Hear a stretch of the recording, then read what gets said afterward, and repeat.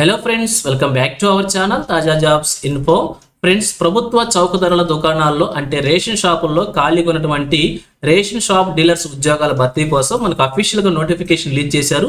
ఈ ఉద్యోగాలకు సంబంధించి 7th క్లాస్ లేదా 10th క్లాస్ అర్హతతోనే అభ్యర్థులు అప్లై చేసుకోవచ్చు. సెలెక్ట్ అభ్యర్థులకు వచ్చేసి సొంత ఊర్లోనే ఉద్యోగం చేసుకునే మంచి అవకాశం అనమాట.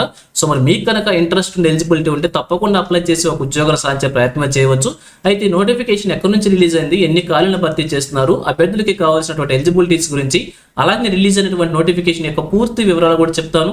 సో వీడియోని ఎక్కడ కూడా స్కిప్ చేయకుండా చివరి వరకు చూస్తేనే కంప్లీట్ ఇన్ఫర్మేషన్ అర్థమవుతుంది. ముందుగా వీడియోకి ఒక లైక్ చేసి సపోర్ట్ చేయండి ఫ్రెండ్స్. ఇంకా ఇటువంటి మరిన్ని జాబ్ అప్డేట్స్ కోసం ఛానల్ సబ్స్క్రైబ్ చేసుకొని పక్కనే ఉన్న బెల్ ఐకాన్ని యాక్టివేట్ చేసి పెట్టుకోండి. ఛానల్ వీడియోస్ అన్ని కూడా మీకు ఫ్రీగా నోటిఫికేషన్ రూపంలో వస్తూ ఉంటాయి. సో లేట్ చేయకుండా డైరెక్ట్ టాపిక్లోకి వెళ్ళిపోదాం.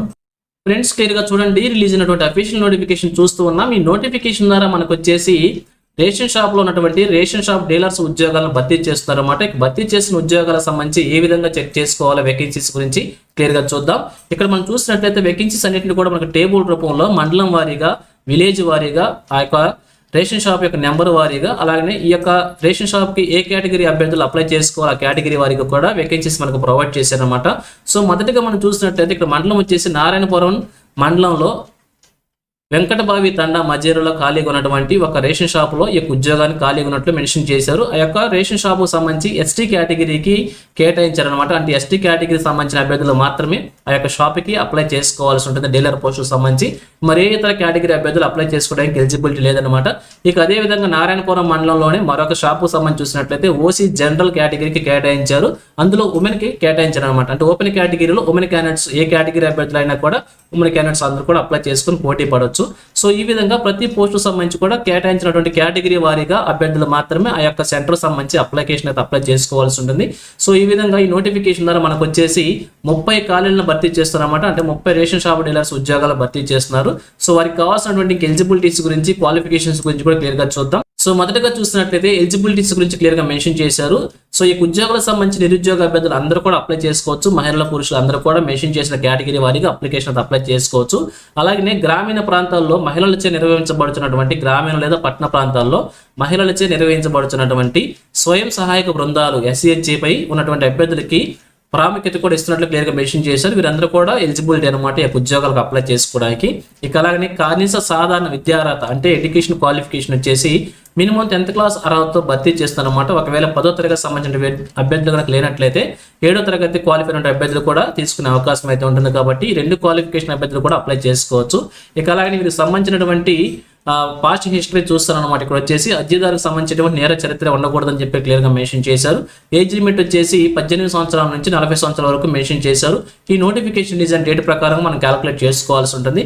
ఇక అలాగే అభ్యర్థులకు సంబంధించి దరఖాస్తుదారు ఒకవేళ చౌకధర దుకాణాలకు సంబంధించి అప్లికేషన్ సబ్మిట్ చేసుకుంటున్నారు, ఏ చౌకధర దుకాణం సంబంధించి అప్లికేషన్ సబ్మిట్ చేసుకుంటున్నారు ఆ గ్రామ పంచాయతీ లేదా మున్సిపాలిటీ పరిధిలో ప్రాంత నివాసి అయి ఉండాల్సి ఉంటుంది. అంటే ఆ ప్రాంతంలో నివాసం ఉంటున్న అభ్యర్థులు మాత్రం అప్లికేషన్ అప్లై చేసుకోవాల్సి ఉంటుంది. ఒకవేళ అభ్యర్థులు వచ్చేసి వికలాంగులు అయినట్లయితే ఆ మండలం నివాసి ఉండాల్సి ఉంటుంది. జాబ్ వచ్చిన తర్వాత కంపల్సరీగా అదే ప్రాంతంలో మీ చౌకధర దుకాణం ఉన్నటువంటి గ్రామంలో కంపల్సరీగా నివాసం ఉండాలని చెప్పి మెన్షన్ చేశారనమాట.